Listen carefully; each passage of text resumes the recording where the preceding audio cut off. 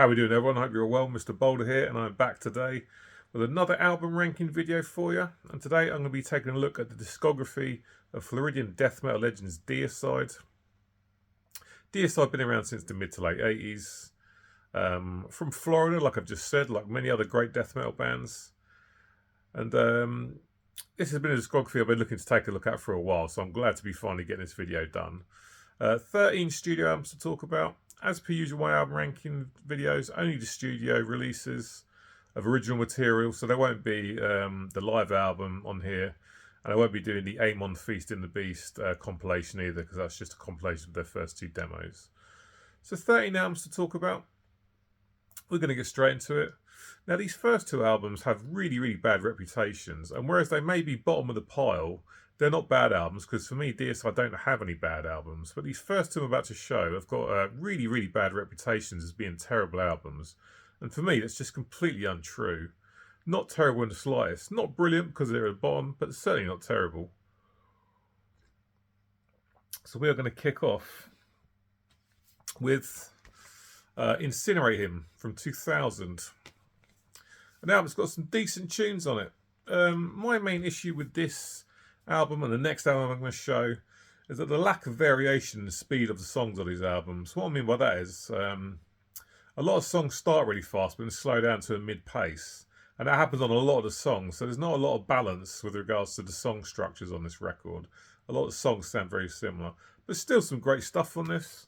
I mean, Bible Basher, that opening track, is brilliant. Very catchy intro riff. It just gets in your head and it stays there. Great vocals from Glenn in the chorus. Chorus is fantastic. Forever Hate You is track 2.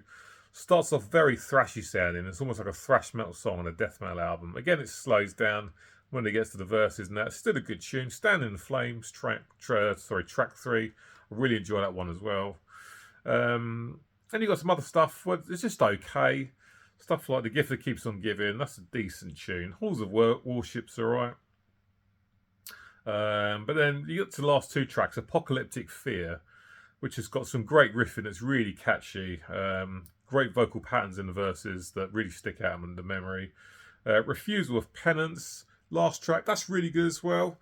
Catchy stuff. So Incinerate Him comes in at last place, but not a bad album at all, and certainly doesn't deserve its bad album reputation. Not even close to being a bad album as far as I'm concerned. But that's Incinerate Him from 2000, which is number 13. Number 12, you probably guessed what I'm talking about already, is In Torment in Hell, another album that has a really bad reputation, which simply doesn't deserve it. This came out a year after Incinerate Him, so this is from 2001. Open track's really good. The title track, In Torment in Hell, I like the samples that are used before it. Christ Don't Care, track 2 is decent. Vengeance Will Be On, track 3, good tune. Child of God on side B, I like that one. Let It Be Done. Lurking Among Us, the last track's really good. Actually, Worry in the House of Thieves is probably one of my favourite songs on the whole album. It's got a really catchy part in the verses where some of the music breaks down and there's just like one guitar and the simple drum beat playing before everything really comes back in for the second half of the vocal delivery, the lines in the verses. Really catchy stuff. Yeah, Lurking Among Us, last track as well, that's really good. Yeah, but again, like Incinerate Me, Torment in Hell, an album that's got a terrible reputation and simply doesn't deserve it. But yeah, so those two do come in at last place. The last two places even. Good albums, don't deserve a bad reputation, but definitely not as good as some of the other stuff in this discography. But In Torment in Hell from 2001 comes in at number 12. Up next, number 11, is 2018's Overtures of Blasphemy. Some really good stuff on this album. For me, the second half of it is nowhere near as strong as the first. Still good tunes on it, but not as strong as the other stuff. It kicks off with One With Satan, which is a good tune. I like that a lot. Some catchy vocals in that. Crawled From the Shadows has got some brilliant riffs that really stick out in the memory. I love the verses. They're very catchy. You've got Seal the Tomb Below, track 3. Track 2 and 3, for me, they're the best songs on this album. I love that song as well, Seal the Tomb Below. That's really good. All That Is Evil is a good tune. Side 2, you've got stuff like Define the Sacred, which is okay. Consumed by Hatred, I really like as well. Flash Power and Dominion, though, I really do like that. And it ends with Destined to Blasphemy. This is produced by Jason Sukoff. I think that's how you pronounce it. Yeah, it's definitely got some good stuff on it. The second side is a little bit weak, but there's certainly no bad songs on there. But for me, track 2 and 3, Crawl from the Shadows and Silver Tomb Below, are definitely the best tracks on this album. Good production on this album. Sounds decent. Not overproduced, but just a good job done. Some really good stuff on that. Overtures of Blasphemy from 2018 is my number 11. Number 10 is 2008's Till Death Do Us Part. Let's get the bad out of the way straight away. The production on this is not great. The sound's quite muddy, but that doesn't affect the quality of the songs. So it's an album that I still enjoy listening to, but it could just do with a little bit better sound production-wise for me. We've got Ralph Santalla and Jack Owen on guitars on this one. Ralph, fantastic guitar player. He died way too young. Rest in peace. So some good riffs on this. The solos are fantastic. Till Death Do Us Part. Excellent chorus. Glenn's vocals in that are really, really strong. Hateable Hatred's good tune as well. It's got some nice thrashy kind of riffs in it. In the Eyes of God's a good tune I like as well. Worthless Misery. Severed Ties. Not As Long As We Both Shall Live. I'm not sure if that's about Glenn's divorce. Horror in the Halls of Stone as well. Yeah, there's a lot of good tunes on this. But yeah, the production not being too great kind of lets it down a bit. Like I say, the sound's a bit muddy, but there's still plenty of songs in this that I enjoy. But Till Death Do... let's get that right again. Till Death Do Us Part comes in number 10 from 2008. Good album. Could do with a little bit better production, but certainly not bad album. Number 9 is their first album from Roadrunner Records, and I think the only one actually. Here's Scars of the Crucifix from 2004. The last album featured the Hoffman brothers on. I quite like this one. It's got some good stuff on it, particularly the first track, the title track. That intro riff is really, really catchy. The galloping riff sounds great. Then you get the other guitar playing, like the 8 behind it, which sounds really, really good. Massive scream from Glenn when the vocals come in. Verses are very, very strong. Really great chorus. Glenn sounded fantastic. Steve Hasham's drums are superb. Mad at God is another great track. Track 2. Fuck Your God, last track on side 1. Good stuff as well. Catchy stuff. I like the high shrieks underneath the low vocals in the chorus. That's really, really good stuff. When Heaven Burns opens up side B. Good tune. From Darkness Comes is good. And then the last track there, the Pentecostal, is just a piano piece played by Steve Ashheim. Steve Ashheim, an incredibly talented man. Not as he a phenomenal death metal drummer, as far as I'm aware, so he's doing a bit of homework. He writes a lot of the riffs for Deicide as well, and then he can also play amazing piano. So yeah, I like that ending track on this album. Title track is without a doubt my favourite. It's really, really strong stuff. And Scars of the Crucifix from 2004 is my number 9. Good album. Certainly not their best, but certainly not a bad album. Scars of the Crucifix there for you. So number 8 now, we go to 2013 for In the Minds of Evil, and I absolutely love this album cover artwork. Great title for an album as well. Some great stuff on this. Nice production on this album. Sounds really good.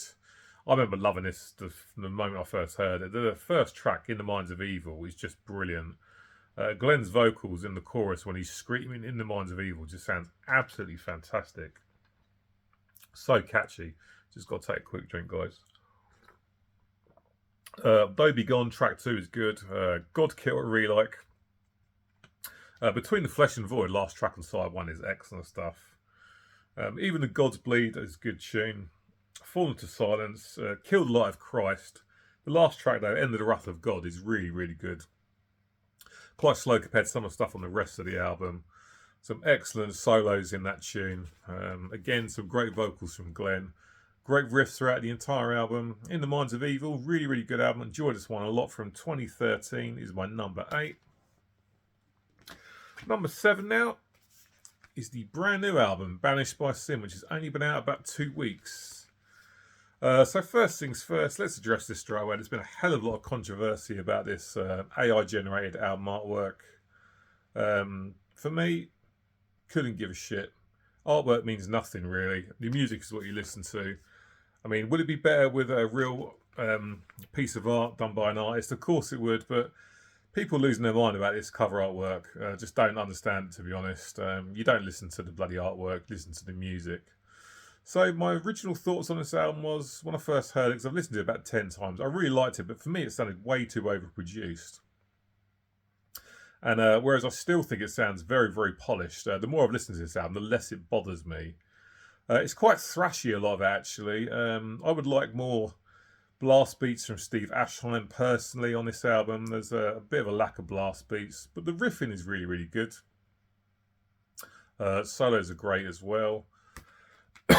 Excuse me, guys. From Unknown, the Heights You Shall Fall, the opening track is good.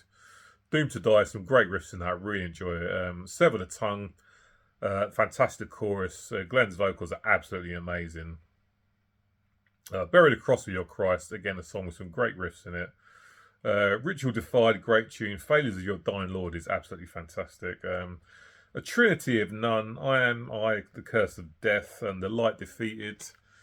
I have to say, one thing about this album that really sticks out in the memory for me is Glenn Benton's vocals. He's been doing this for like 35 years now, and he still sounds absolutely fantastic.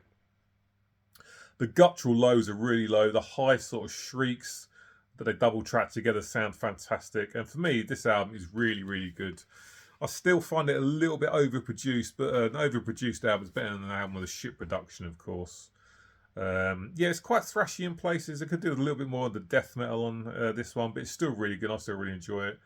Don't care about the AI covered artwork. Don't give a fuck, you know. You don't listen to the artwork at the end of the day. Banished by Sin, the latest album from Deicide, comes in at number 7. I'm really enjoying that one. Listen to it a lot. Number 6 now. And here is To Hell With God, which is another album I picked up at the time of release, which is from 2011. And I absolutely love it. It's got some great tunes on it. This again is an album that's got Ralph Santola on the lead guitar, Jack Owen on the rhythms. And some great stuff on this. To Hell With God, the opening track is brilliant. Really, really strong chorus with some great vocals. Saviour, track 2 is really good. Witness of Death, not so fussed by that one, but it's still decent. Conviction, track 4 is amazing. Again, great vocals from Glenn in the chorus. Empowered by Blasphemy. Last track aside is my favourite on the album. There's a breakdown in the middle where the riff changes up with the vocals.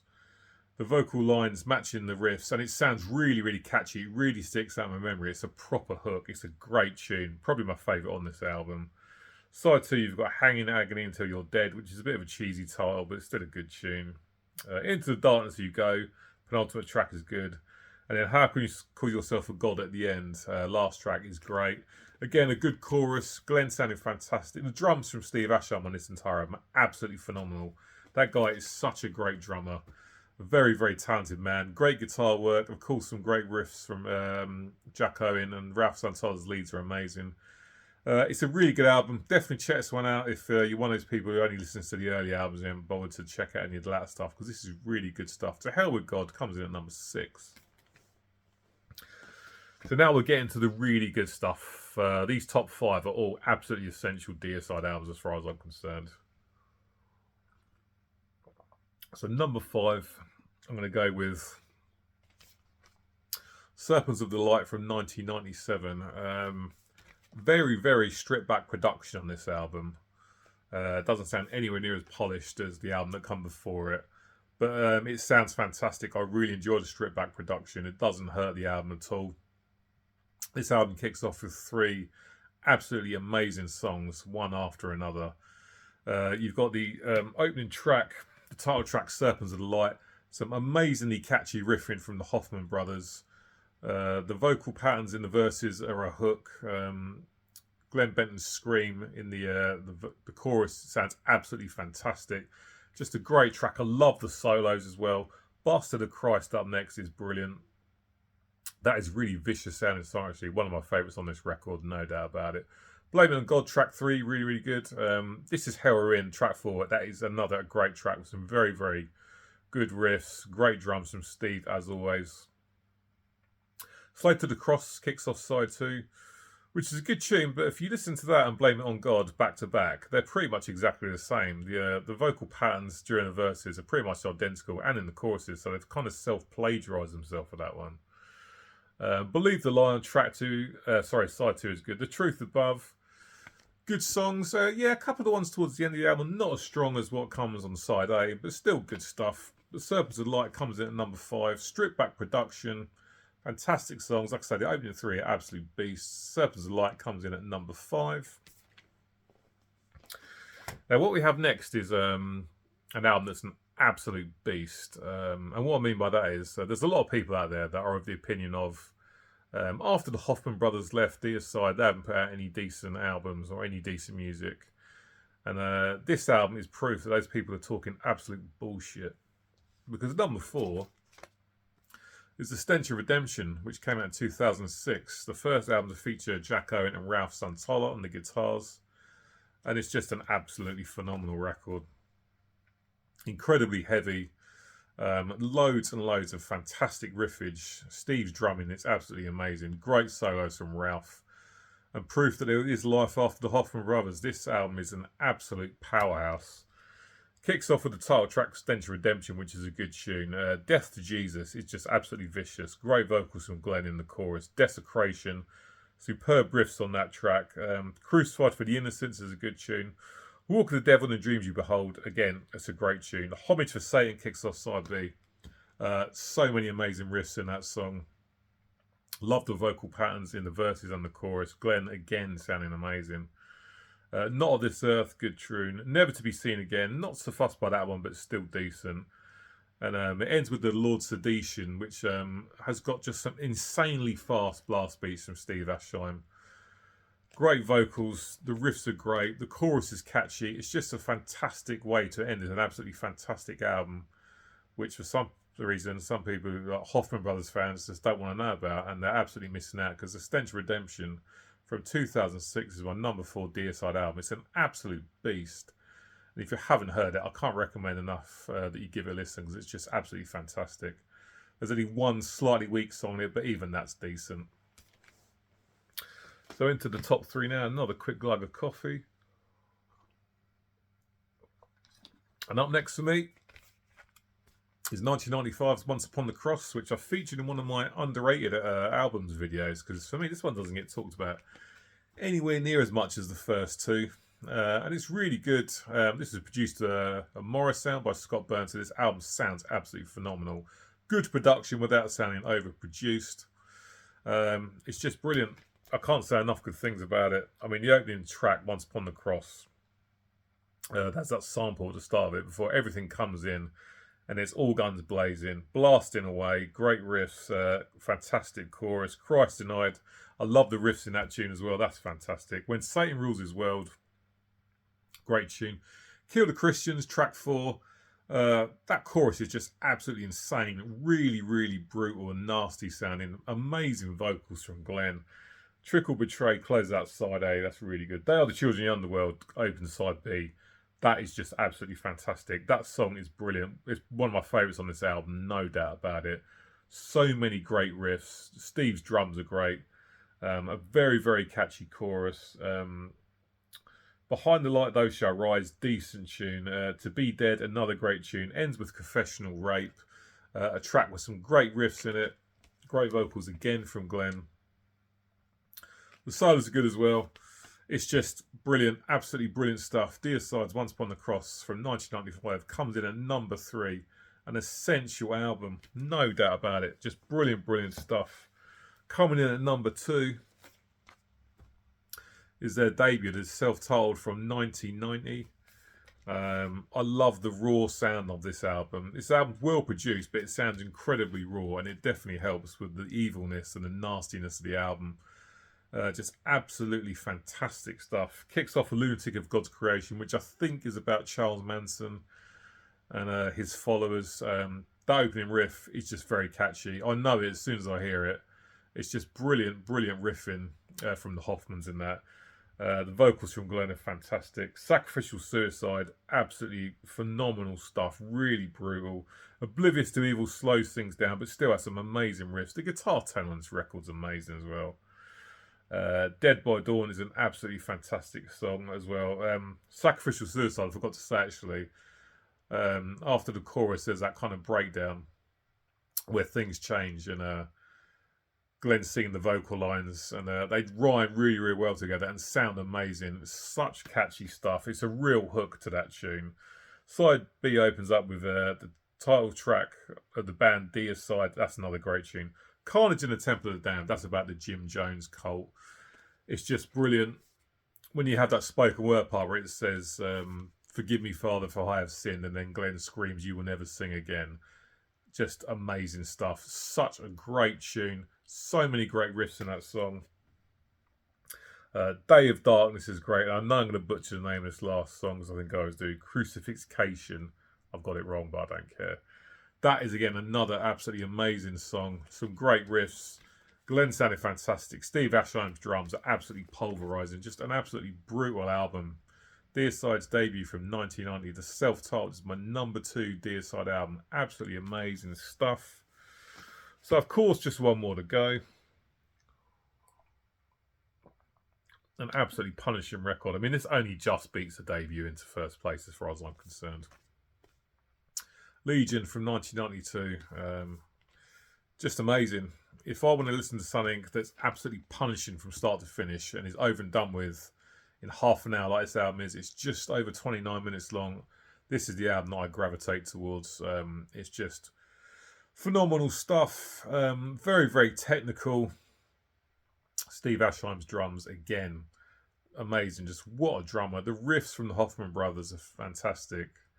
Solos are great as well. Glenn, as always on the vocals, just sounds great. His low growls alongside his high shrieks just sound absolutely excellent.